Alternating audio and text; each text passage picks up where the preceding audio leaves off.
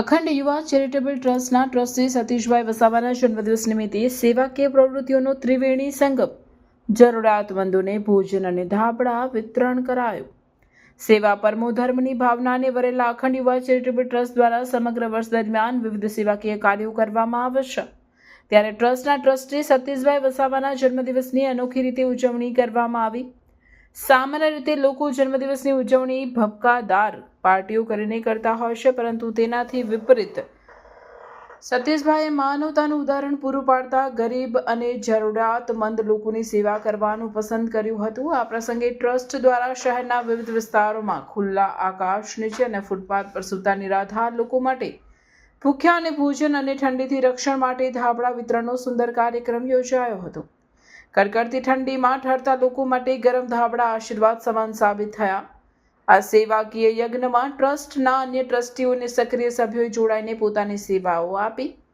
આ પ્રસંગે સતીશભાઈ વસાવાએ જણાવ્યું હતું કે અખંડ યુવા ચેરિટેબલ ટ્રસ્ટ હંમેશા ગરીબોની પડખે ઊભું રહ્યું છે અને આજે મારા જન્મદિવસ નિમિત્તે નિરાધાર લોકોને ભોજન કરાવી તેમજ ઠંડીથી બચવા માટે ધાબળા આપી જે આત્મસંતોષ મળ્યો છે તે શબ્દોમાં વર્ણવી શકાય તેમ નથી.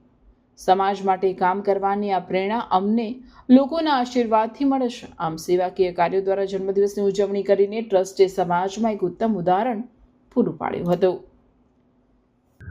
અખંડ આદિવાસી યુવા ચેરિટેબલ ટ્રસ્ટ અને મારા સંગઠનના સાથી મિત્રો દ્વારા આજે મારો જન્મદિવસ હોય તો સંગઠનના સાથી મિત્રો અને ટ્રસ્ટીઓ દ્વારા ભૂખ્યાને ભોજન અને ગરીબ અને જરૂરિયાતમંદ લોકોને ધાબળા વિતરણનો એક કાર્યક્રમ રાખ્યો છે. આ કાર્યક્રમમાં તમામ લોકો સેવાનો કાર્ય અને સહભાગી થયા છે. એ તમામ લોકોને હું ખૂબ ખૂબ ધન્યવાદ કરું છું. અને આ સેવાનો કાર્યક્રમ આવનાર સમયમાં બી 2024માં અખંડ આદિવાસી યુવા ચેરિટેબલ ટ્રસ્ટ કરતા રહેશે. એ માટે હું તમામ ટ્રસ્ટી અને તમામ સંગઠનના મિત્રો દ્વારા હું બાહેધરી આપી છું. અને આવનાર સમયમાં બી અમારે મોટા કાર્યક્રમ કરતા રહીશું. અસ્તુ ભારત માતા કી જય.